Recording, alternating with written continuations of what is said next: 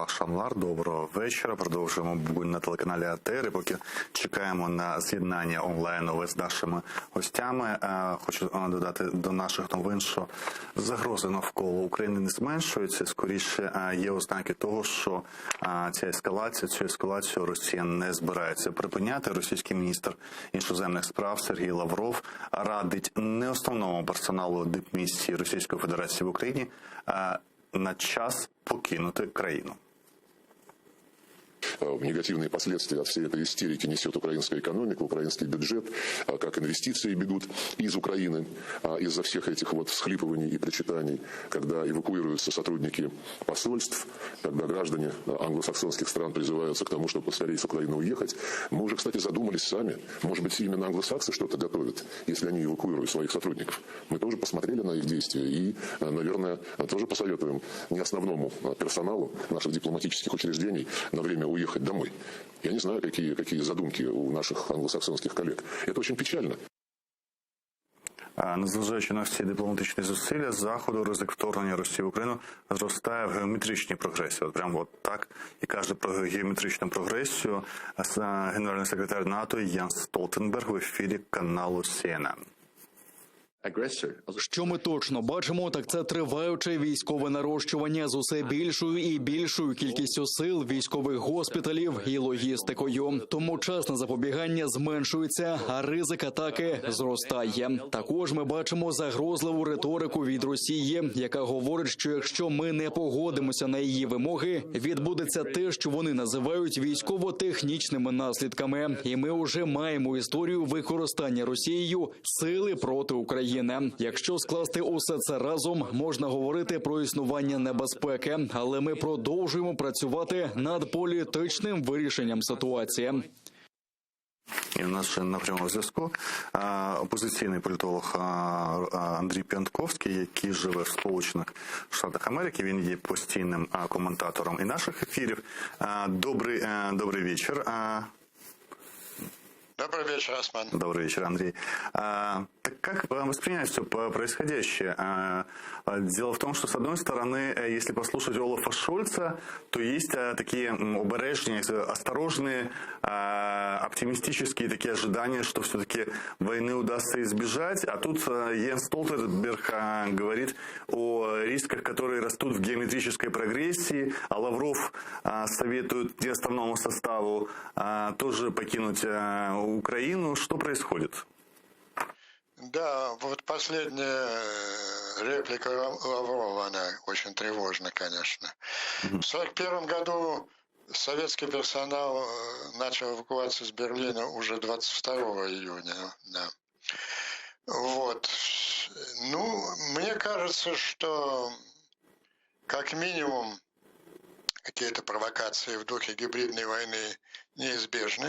Ну, надо упомянуть, конечно, мы должны обсудить сегодня выступления отставных генштабистов в России. Они очень показательные против войны в Украине. Это обращение генерала Ивашова. Между прочим, оно уже получило более миллиона прочтений и просмотров на «Эхо Москвы». И не менее показательна статья тоже отставного генштабиста полковника Ходоренко в очень солидном таким независимом военном обозрении. Ну, они не столько, особенно статья Ходоренко, не столько антивоенная, в принципе. Я бы не считал этих людей большими друзьями Украины. В конце концов, война идет 8 лет, они раньше против нее не высказывались. Но они грамотные военные специалисты. И они просто на пальцах показывают, что вот сценарий полномасштабной войны, вторжения в Украину с целью оккупации – это катастрофа для российского государства. И это большой комплимент вашей армии и вашему обществу, потому что эти военные профессионалы так высоко оценивают готовность Украины к сопротивлению. Но ведь и они убедят, я думаю, что они убедили Путина, что вот такой сценарий, он проигрышен для России, но этот же человек никогда не откажется от своей задачи уничтожения украинского государства. Я думаю, что в самое ближайшее время будет предпринят какие-то акции в духе гибридной войны. Ну, в частности, вот у нас здесь, в Вашингтоне, распространяется информация, что, я не знаю, известно ли это в Киеве, если неизвестно, то вот пусть прислушаются, проверят, что в РДО сосредоточено около 20 тысяч вагнеровцев, готовых к какому-то выступлению в ответ на какого-нибудь распятого донецкого мальчика. Вот так я оцениваю, в общем, ситуацию. То есть, на ваш взгляд, вот эти выступления отставных российских генералов и офицеров, оно связано с тем, что они предвидят такую катастрофу для Российской Федерации в случае начала войны. И, на ваш взгляд, они трезвомыслящие, даже если они враги Украины, то есть трезвомыслящие враги Украины, которые прежде всего хотят защитить Россию от катастрофы. Ну, прежде всего их интересует, конечно, судьба России, чем Украины. Да. И вот показательно, что никто из них ни с одним антивоенным заявлением за 8 лет не выступил. Но они видят вот в этом сценарии, который обсуждается, громадную угрозу России. И они абсолютно правы. Тогда возникает вот такой вопрос. Наверняка у людей, пусть они даже отставных, в статусе генерала, есть какие-то свои каналы и выходы на военное руководство Российской Федерации. Почему это сделано, на ваш взгляд, публично? Да потому что то же самое руководство Генштаба, им это, ну, грубо говоря, поручено. Они же все коллеги. Ивашов и Ходорёв даже знают каждого человека в Генштабе, включая его начальника генерала армии Герасимова. Я уверен, что это консолидированное мнение военных профессионалов. Да мы это чувствовали раньше. Помните, я рассказывал, как один очень уважаемый генерал генерал Бужинский на всех форумах всегда обрывал этих политологов, кровожадных политологов, как это название статьи Ходоренко, между прочим. И говорил, нет, ни в коем случае вторжение, давайте душить Украину экономически. То есть все, что угодно, против того, чтобы душить Украину, это они не против этого. Они против той военной операции, которая приведет Россию к крупнейшему военному и политическому поражению. Вот, в случае, даже если когда-нибудь вдруг мы доживем до того, когда будут осуждены люди за военные преступления и за организацию вот этих вот всех агрессивных войн на территории бывшего Советского Союза, и включая Украину, Грузию, то мы знаем уже даже, кто будет виноват. Военное, политическое руководство не виновато, виноваты будут кровожадные политологи. То есть, в принципе, пул главных виновных уже есть, как бы. Скобеева, Соловьев, Шейнин, вот. Ну, вы знаете, у Господа Бога, видимо, есть свой список главных военных преступников, и мое христианское мировоззрение не помешает мне порадоваться информации о том, что, кажется, приговор в отношении одного из этих главных идеологов уже вынесен. Я имею в виду критическое состояние господина Жириновского, одного из главных певцов. Вы на самом деле считаете его идеологом войны? Вы знаете, никто, как Жириновский, не оказал такого разлагающего, растлевающего влияния на русское массовое сознание. Ведь его же все эти 8 лет используют 24 часа в сутки по телевизору. Он не идеолог войны в том смысле, что он сидит в кабинетах и подсказывает Путину геополитические планы. Он работает в другой сфере, в массовом сознании. Он растлевает массовое сознание. Вот так долго эта война могла продолжаться в значительной степени, потому что массовое сознание растлено вот этими людьми, и самую большую роль в этом сыграл Жириновский. Но вот сейчас вступают уже какие-то другие защитные механизмы русского общества и русского государства. Начинают генералы предупреждать об опасности такой прямой военной операции. Ну, смотрите, что происходит. Мы, конечно, будем говорить об этом в следующем эфире с Андреем Клименко из Black Sea News, но мы с вами тоже можем обсудить. Андрей Клименко пишет, что вот за 8 лет такого еще не было, когда Россия из-за якобы военных учений перекрывала вообще одновременно и всю акваторию Черного моря, и пролив через Керченский пролив проход.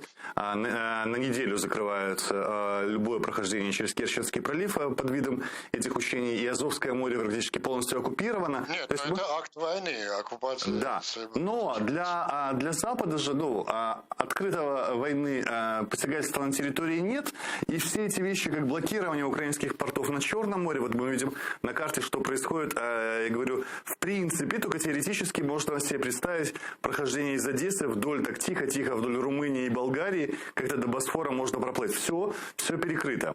То есть, для Запада отсутствие войны – это не причина дальше давить на Россию. Да? То есть, вот эту консолидированную позицию мы видим только вокруг возможного полномасштабного вторжения. Если, как вы говорите, будут какие-то гибридные действия, в том числе Вагнера со стороны Донбасса и так называемого этих республик, в кавычках, или ОРДЛО, как мы их называем, реакция Запада будет такой же или никакой, какой она была по последние 8 лет. Нет, я с вами не согласен. По этому вопросу Байдена очень крепко прижали. Вы помните эту знаменитую, очень неудачную пресс-конференцию, по-моему, 17 декабря, когда он предлагал разницу между invasion и immersion. Ну, на него обрушилась вся пресса, и Конгресс еще не успел уйти с пресс-конференции. И он несколько раз оправдывался, и потом всеми крупными руководителями Соединенных Штатов подчеркивают, что любое пересечение границы, в том числе и линии разделения сторон в Донбассе, будет. Так что я полагаю, не то что полагаю, это недвусмысленно сказано, что такие провокации в духе гибридной войны с движением 20 тысяч вагнеровцев в сторону Мариуполя, безусловно, включат механизм так называемых адских санкций. Это я повторяю в отношении Соединенных Штатов. Но их позиция, собственно, по существу и важна. Эта речь идет от той пресс-конференции, после которой, по-моему, Зеленский сказал, что не бывает маленьких и больших агрессий, да? То есть агрессия есть... Да, это одно из самых лучших. Вот дискуссия в Украине такая на тему, должны ли мы противостоять Соединенным Штатам. Конечно, должны, обязаны. Украина субъект мировой политики. Более того, еще раз подчеркну, сегодня фактически она лидер свободного мира. Именно своей позицией, конкретной деятельностью украинской дипломатии в Вашингтоне удалось заметно повернуть американскую позицию в сторону жесткого поддержки осуждения российского. Вы же видите, что сейчас не слышно Салливана, российского Ферштейна, а солирует только Блинкен и Остин. И для этого потребовалось очень резко критиковать американскую позицию, да, как это делал Хулеба в своих статьях в Вашингтон-Пост и выступлениях на CNN, как делал своим знаменитым твитом о том, что если Запад дрогнет, мы будем одни сражаться. Это очень важно. Но мне кажется, неплодотворный другой тип дискуссии с американцами сейчас о степени угрозы. У них свои источники разведки гораздо более эффективные, чем украинские. Украинцы могут... Ваша разведка наблюдает передвижение войск, но я уверен, что Москва наблюдает разговоры в кремлевских кабинетах, и, видимо, они в своих более тревожных оценках руководствуются этой информацией. Вернемся к ситуации в море. Даже на Крымской платформе, когда я слушал эти трехминутные, или сколько там было по регламенту, выступления лидеров стран свободного мира, которые фактически и с собой представляют весь состав Крымской платформы, весь свободный мир, если там не считать Японию и Австралию, они там не долетели, не прилетели. Он был на Крымской платформе.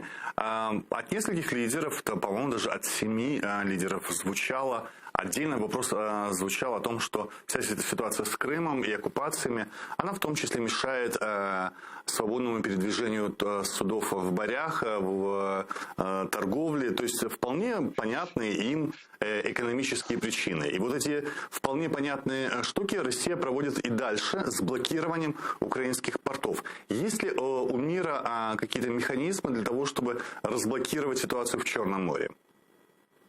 Вы знаете, можно, конечно, сколько угодно выдвигать упреки Западу, хотя Соединенные Штаты сейчас, мне кажется, действуют максимально эффективную помощь оказывает Украине. Но давайте зададим такой вопрос. А Украина, она что, по этому поводу, может быть, разорвала дипломатические отношения с Россией в связи с таким совершенно невероятным актом? Украина даже не разорвала договор 2003 года о совместном использовании Азовского моря, который позволил бы ей действовать в рамках уже международного морского права и фактически претендовать юридически на 70% Азовского моря. Украина даже не сделала тех шагов, которые, в принципе, могла бы сделать самостоятельно. Вы знаете, не хотелось бы сейчас об этом вспоминать, но все-таки, вот когда русские захватили украинское судно, это был, по-моему, ноябрь 2018 года, да. Была невероятная концентрация возможной поддержки, потому что нарушен был священный для западных стран принцип свободы морского судоходства. Готовились очень резкие меры. И всех их сорвало выступление тогда кандидата в президенты, который обвинил Порошенко, что тот в целях удержаться у власти послал на смерть своих моряков. Все. На следующий день все это движение стихло, и Путин с громадным удовольствием, как раз в тот день он находился где-то, по-моему, в Токио на каком-то саммите, он вот процитировал это выступление, и вот это был шанс, когда это можно было использовать. С тех пор Зеленский очень изменился, он просто стал президентом с тех пор. Очень много вырос, и сейчас он играет очень позитивную роль в сопротивлении российской агрессии. Но это было вот так. С тех пор уже к вопросу о морском судоходстве как-то не возвращались. Ну, сегодняшняя акция, она более наглая и более дерзкая, чем тогда захват одного судна. Это можно было интерпретировать как отдельный инцидент. А сегодня это полная морская блокада страны. Никогда же не поздно возвращаться к вопросам, которые, скажем, упустили или затянули. К вопросу Крыма мир вернулся только в 2021 году, спустя 7 лет. Да, вот 7 лет не знали, как к этому подойти, а спустя 7 лет все-таки вышли хотя бы на формат Крымской платформы. Неизвестно, конечно, как его разовьют, но, во всяком случае, что-то было сделано. К вопросу свободного передвижения в морях или морского права, к нему же можно возвращаться, и он более актуален для мира, торгует весь мир. Да? Вот где там чьи права нарушаются, и даже территории, тут мир, может быть, каждый о себе думает. Сирийцам больно то, что у них в Сирии происходит, ливийцам в Ливии. Да? И поэтому только украинцам... Осман, вы совершенно правы. Вы не представляете, какой был накал страстей на Западе как раз вот в ноябре. Тогда, помните, Трамп отказался даже от встречи с Путиным. В Буэнос-Айресе, кажется, на «семерке» или еще где-то. Вот. И это было сорвано украинской стороной. Ну, можно сегодня это сделать, но сегодня у нас другой трек включен. Идут переговоры Ермака с Козыком. И там, конечно, приезжал Макрон для того, чтобы выдавить какие уступки. И я не знаю, это, конечно, не имеет никакого значения, что бы там Ермак не подписал, в таком же стиле, как он подписывал массу соглашений в 2019 году, все равно это не будет принято украинским обществом. Но, мне кажется, это не тот трек, которым должна сегодня заниматься украинская делегация. Вы, кстати, сами подвели к теме через Ермака еще и к Макрону. Мягко визит Макрона оценивают вот таким образом. Неизвестно, для чего это вообще было все нужно. А те, кто не мягко оценивают, откровенно, вот как Андрей Санников, белорусский оппозиционер, называют это провальным визитом, и провальным визитом не только сколько в Киев, а сколько в Москву, где французский лидер промолчал, когда со стороны Путина звучали все эти унизительные, не только в адрес Украины, а вообще в адрес партнеров западных вещей, про терпи, спи, нравится, не нравится. Хотя Путину это свойственно. Я уже в одном из эфиров прошлых говорил, турецкие журналисты сделали подборку того, как он там выпускал свою собаку на боющуюся собак Ангелу Меркель и заставлял ждать других лидеров, специально подчеркивая вообще, кто здесь главный. Вообще Путину свойственно, в принципе, эта вся пошлость и все эти знаки неуважения к другим лидерам. Как по вашему мнению, должен был действовать Макрон, чтобы это выглядело не совсем неприлично? Ну, я к этому, к вашему списку добавлю оскорбление личное Макрона. Французские журналисты, им было дано 2 вопроса. И каждый журналист начинал свой вопрос с ситуации в Мали, где те же вагнеровцы, которые сейчас готовятся наступать из Орду, они там выкинули союзников Франции и творят там все, что угодно в этом африканском государстве, которое там справедливо или нет, но Франция всегда считала зоной своего влияния. И вместо Макрона ответил Путин. Он сказал классическую формулу: их там нет. Мы не имеем никакого отношения. Это какие-то там честные, частные коммерсанты. И Макрон повторил унизительную позу Трампа в Хельсинки. Помните, когда Трамп говорил, Трампа спрашивали, тоже американские журналисты, ну как же, вот ваша разведка вам докладывает. Он говорит, а Путин говорит, что его там не было, что он не вмешивается. И у меня нет оснований ему не верить. И, собственно, так же ответил. В этом поведении не то что Макрона, французских президентов, нет ничего нового. Это глубокий комплекс Франции. Франция потеряла после Второй мировой войны роль мировой державы. И она стала его компенсировать вот такой болтовней, начиная с Деголя, «Grandeur de France», величие Франции. Вот по любому поводу это величие Франции нужно быть затычкой в любой бочке. Там в Конго, в Новой Зеландии или в России всегда должен появиться французский президент с какой-то миссией. Это первое золотое правило «Grandeur de France». А второе – это особые отношения с Россией. Это было всегда.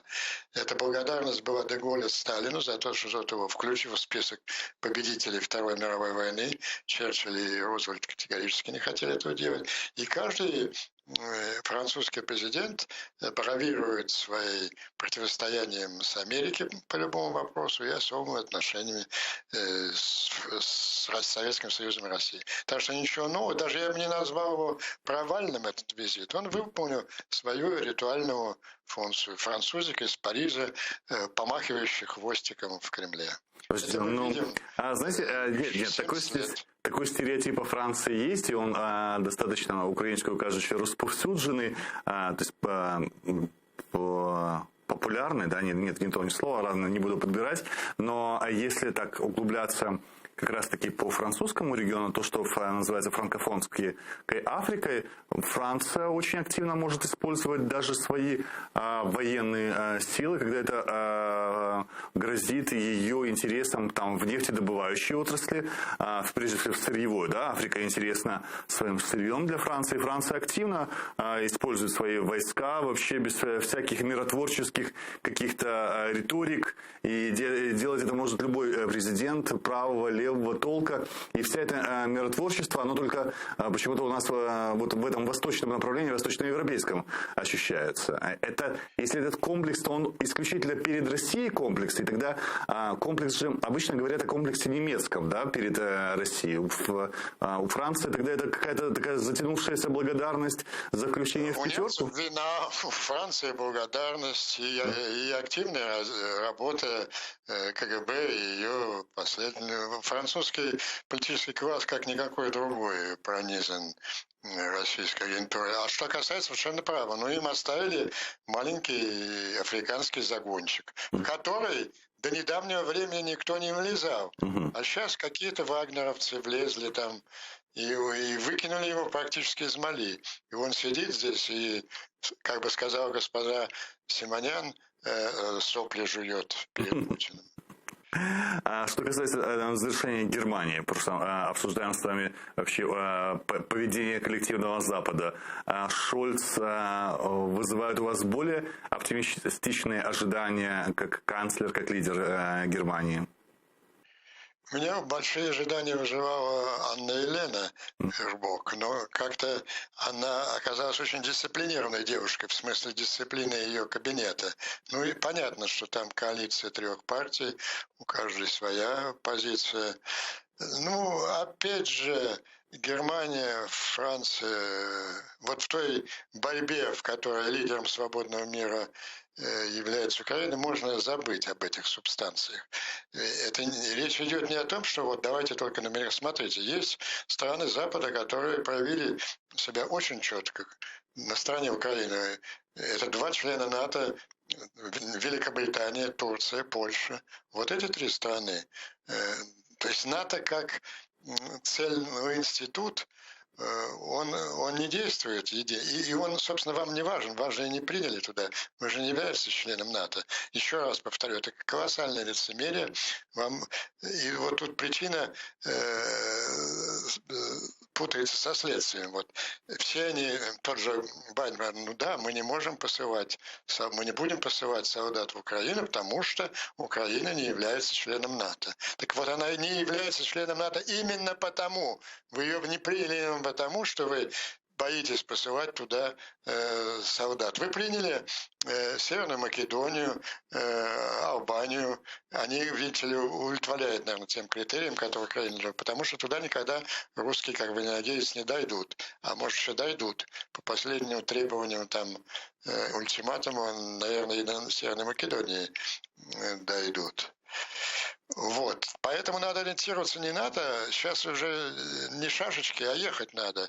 А ехать с вами вместе на борьбу с драконом готовы вот те государства и целый ряд малых государств. В общем, вы уже прекрасно знаете всех ваших друзей и попутчиков. И думаю, что надеемся, что все-таки их станет больше.